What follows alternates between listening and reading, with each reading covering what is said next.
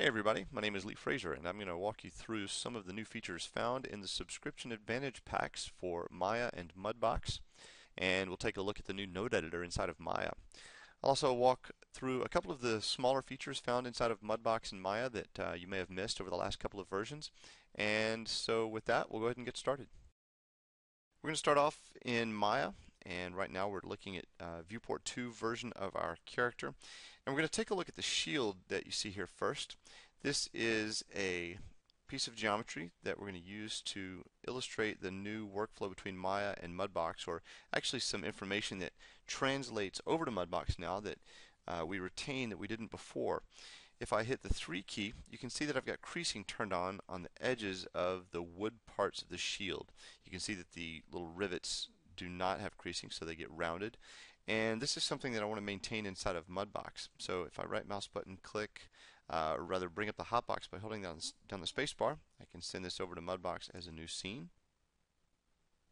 And once we're inside of Mudbox, you can see that if I go to my mesh menu, we can go to the options, and there's a new option to enable creasing. So if I click that on and click the OK button and zoom in and just hover my cursor over top of the geometry, and when I hit Shift D, you can see that we maintain those edges even though we're inside of Mudbox, and that carries over nicely from Maya now. So this opens up a lot of workflow possibilities that we didn't have before, or that we either had to model our way around. So this is pretty nice. So let's keep going a little bit, and we'll take a look at some of the things that we've been working on as far as texturing goes. Of course, we can go in and let's add another layer. We'll add a paint layer on top of our current diffuse. I want to add a little bit of detail to this. We're going to just go in and find a nice splatter brush. This one's pretty good. We'll just use our stencil. And all I'm doing is holding down the S key, and if I use my left, middle, and right mouse button, I can either move, rotate, or scale this into position. And with that held down, I'm going to just find a nice bright red and just paint some blood splatter all over the front of my shield. And maybe we'll add a little bit more, give it a little bit of an arc, and that'll work for me. We can also add a little bit of darkness and add some variation. In this case, instead of just using the same stencil, I'm going to use a stamp on top of that. So not only can we use our stencil rather, but our stamp works within the stencil, so we get a little bit of variation and some splattering effects right on top of that, and that works for me.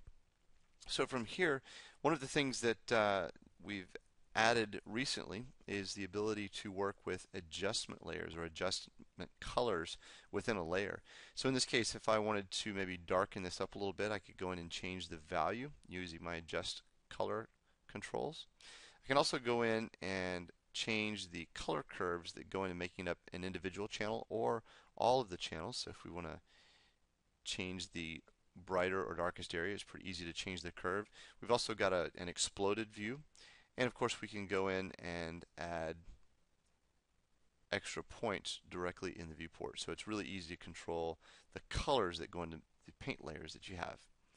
In this case, what I want to do is increase the saturation maybe just a little bit. And I'm going to darken it up just a tiny bit. That'll work for me. So from here, I want to reuse this. You can see that I'm getting some specular, but it's all sort of uniform. And I want to change that a little bit. So I'm going to duplicate this layer. And I'm going to use this same layer inside my specular channel. And in this case, I'm just going to adjust the color. And we can either desaturate it and darken it up so that we don't get any specular in that area, or we can go in and highlight it and brighten it up in that area. I kind of like the sort of flat look, so it differentiates itself from the rest of the shield. So we'll stick with that. And then from here, I'm going to go back up to my color layer and duplicate this one more time, and I'm going to drag it down into my bump channel as well. So now you can see that right away we get some nice splattering effect right over the top, so it actually adds some dimension and some extra sort of realism, so that I get my nice characteristic blood splattered shield. So that works really well for me. Matter of fact, I might want to go in increase the saturation on the lower channel too. Not the value, let's actually add some saturation. Kind of burns that in just a little bit more. Of course, we can go in and use our other tools. If I wanted to burn that in a little bit differently, I could use just my paint tools that we added a couple of versions ago to go in and sort of roughen this up a little bit more and maybe again dramatize sort of that blood splatter. And once we're done, of course, we can take this right back over to Maya using one click. So again, this is something that's really nice, having that creasing workflow, and along with all of the different adjustment layers inside the texturing really adds to some flexibility that we have in terms of creativity and efficiency. A really useful feature inside of Mudbox is the ability to flip across an axis any kind of sculpting that you've done on a mesh. So you can see in this case we've got a smirk, and if I duplicate this, we can flip this across the axis, and now we've created an independent control for our character's smirk. So you can see that if we go between the two, we've got the separate controls, and this is something that would be really useful for creating a blend shape, for instance, inside of Maya. So from the Subscription Advantage Pack, we added the ability now to flip an independent mesh across an axis. So in this case, if we flip this across, you can see that I get a braid on the other side. All I have to do is go into my object list and duplicate that object and just flip it back across the x-axis, and you can see now we get duplicated braids on our character. So we can do that one more time across the axis with our chest plate here, and we'll just duplicate that object and flip it across the x-axis, and you can see we get a duplicated version on the other side of our character. So that's new inside the Subscription Advantage Pack and should be a really useful feature for everybody. Okay, so here we are back inside of Maya. We've got our same scene, and we're going to use this to take a look at the new node editor that we've added for the Subscription Advantage Pack. I'm going to select my shield, and I'm going to pop over to the new node editor, and you can see it here. First of all, I'm just going to graph the material on the shield, which is the selected object, and we'll zoom in here. So first of all, you can see that it's much different visually. You can see a little bit better idea of what's going on here. We've kind of combined the hypergraph, the hypershade, as well as the connection editor into one editor, which is really a big time saver. So first off, what we'll do is we'll select our blend and just map the in and out connections. So right away you can see the shader network for that particular piece of geometry. And this works very similar to the hypershade. You can move things around just by pick box selecting around them. We can rearrange how they look. But one of the most obvious differences right away is the inclusion of color-coded connections. You can see that we have a much better layout than we've had before, but we've also got a visual indicator as to what's being connected into the different nodes. So let's zoom in here and take a look at our file texture. First off, you can see that we can expand the name so we can see it a little bit better. And we get a couple of different options with regards to what the node will do. We can pin it, so if we just click on the pin button, which is pretty obvious, we can clear the graph and know that that particular node is always going to stay available to me and within the node editor. So this is great when it comes to collecting and mapping new nodes and not losing the ones that you were working with previously. You also see that we've got a stepped icon here. If we click on this, you can see that it has sort of a small, medium, and large idea of what is displayed. And if you've ever used Softimage Ice, this is going to look very familiar to you. So in this case, we've just expanded out to see the different channels that are available to us from within this particular node. So this just makes it a lot easier and reduces the amount of work required when it comes to connecting nodes together. So first off, let's go back and map the connections between our nodes here one more time, and we'll close out of the attribute editor. So in this case, you can see that our file texture is plugged into the color texture of our Fong. We can find that out just by opening up and expanding the list of attributes available on the blend, and you can see that it plugs into the color. If we wanted to plug the color into a particular channel, that would be easy to do just by taking the out color, or maybe even the out color of red, and plugging it into the red blue of maybe the incandescence. And what this does, if you notice, we'll just select that and delete it, is highlights the individual channel that we're about to plug into as well. So a couple of other things we can do is just swipe off of that or just kind of pull off of that channel. It'll also break the connection. So there's a lot of flexibility in terms of connecting new connections inside the node editor or between nodes. And this makes it a lot more efficient than having to go out to another editor if you happen to be working inside, say, the hypergraph or hypershade the way we did before. We also can change the traversal depth. We can decrease it. So as you can see, we're going down to the individual node, or we can increase it by 1, and you can see it expands the traversal depth. Again, this is very similar to what is available inside the hypergraph. And so the combination of all of these into one single node editor should be pretty powerful and a lot more convenient as you go through the process of working with different nodes inside of Maya. In this example, we're going to take a look at Encloth and how we can use it to create some rigid bodies based on the UV shells and break it apart according to those shells. This is something that we added in the 2012 version of Maya. And we'll start off just by going to our Encloth menu or Dynamics menu. And under the Enmesh menu, we can just create an Encloth out of the object that we've got selected. Now, something that you've probably seen happen if you've used Encloth before is that we lose the texture assignment right away, but we can fix that really easily by going into the UV texture editor. In this case, I've got 2 UV sets on this particular object, and I'm going to go to the UV set that's located below this as UV set 1. And I'm just going to go into my UV menus, and under Create UVs, I'm going to copy my UV set to Shield 1, and that takes care of that really quickly.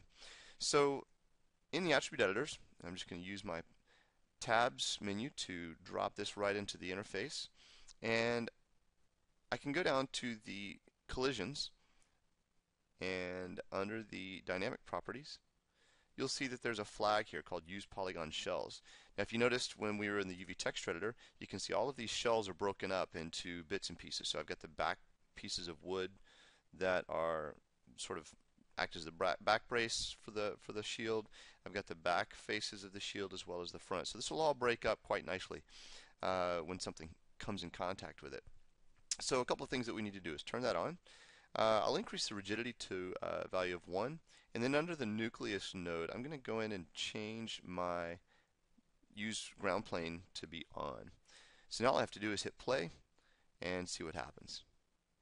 And you can see in this case, I get a little bit of a bounce, but it doesn't break up the way I want. And that's because of the scale attributes in the scene. I'm going to turn this up down to about 0.5 and see if we get a different result. And now you can see that it breaks up pretty nicely. Of course, you can go into the Encloth shape and play around with the rigid value. If we wanted to turn this down, we get a far different result based on the settings in our dynamic properties. So if we had some flimsy wood maybe that we wanted to deal with, this is another way of working with that. I like the 1 value, or the value of 1. That looks pretty good, so I'll stick that there. Now we need something to come in contact with this. So I played around with a couple of different things. We can obviously just take a collision object. This could be a cannonball, you can imagine, or any kind of projectile. And it's really easy just to set a couple of keyframes on this object. We'll move it forward in time, and we'll make it move fairly quickly. And hit a keyframe there. Now in this case, if I hit play, nothing's going to happen. It's going to pass right through it. And that's because I need to convert this in my Dynamics menu to a passive collider. So we'll do that, and it automatically gets hooked up to the solver. And now we get something that breaks our shield apart pretty well. But that wasn't, I didn't want to do that. Let's do something that's a little bit more fun. I want to use something like a shotgun. So I'm going to use end particles.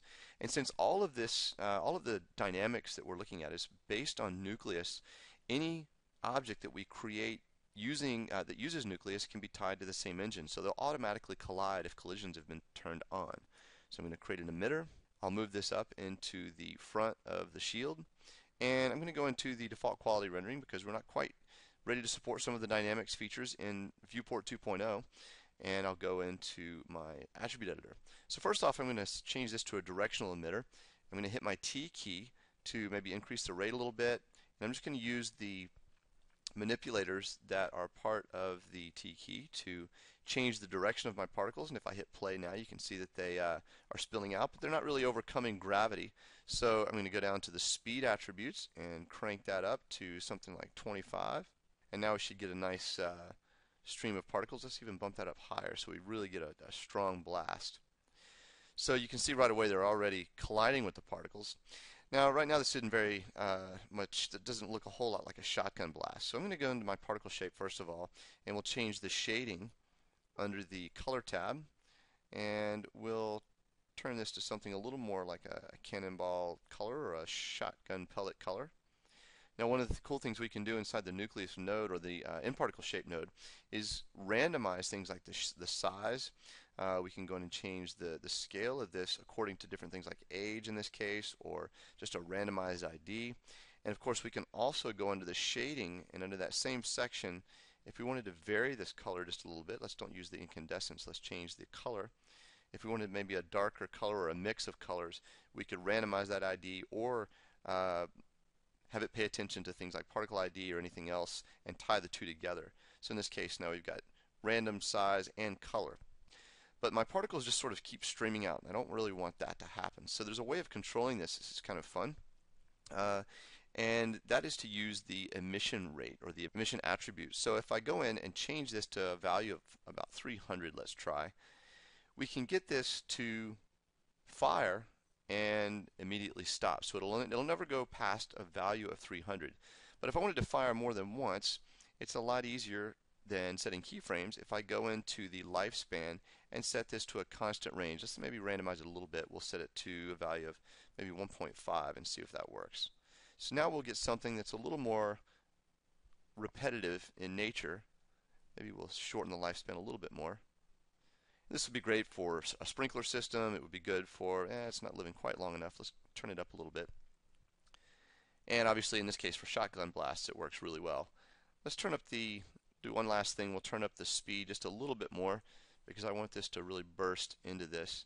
And one thing that I notice is that it's not really pushing those particles or the shield away the way I'd like.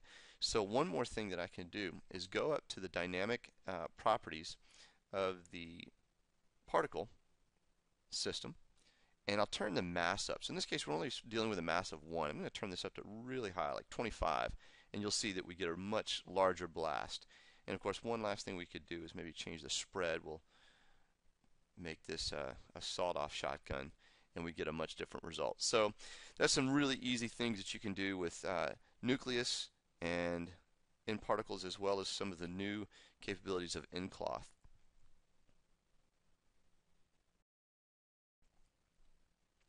So thanks everybody for spending the time with me and taking a look at the new features, or some of the new features, in the Subscription Advantage Pack for Maya and Mudbox.